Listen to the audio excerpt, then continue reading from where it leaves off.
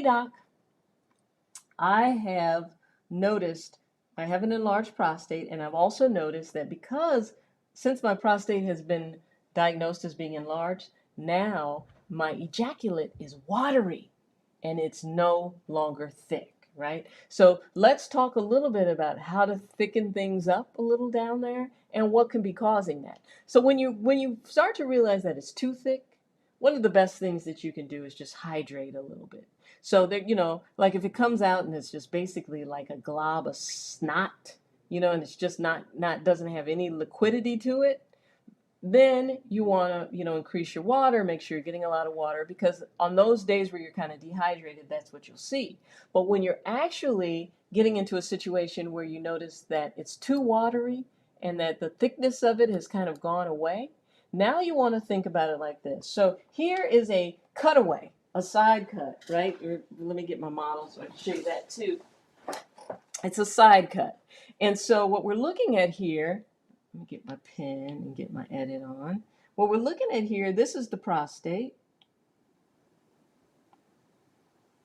right? And this is the bladder, okay? What I want you to look right beneath that with this little green structure here. Let me use blue. This little green structure. This is our bulbourethral glands, or our Cowper's glands. And this actually sits in the pelvic floor space, right? So every time that we are going to ejaculate, whether it's pre-cum or you actually are coming, the bulbourethral glands or the Cowper's glands, whichever one you want to call it, if you Google it, they're both the same, is actually the gland that's responsible for adding into your semen the thickness, the thick fluid, right? And if you also look here, there is a duct that helps the Cowper's glands or the bulbourethral glands empty into the urethra, the tube that the urine would come out of, that the semen would come out of. So it's got to empty it into there. So what I wanted to do by pointing out these glands is that if this ductwork happens to be blocked, let me get my black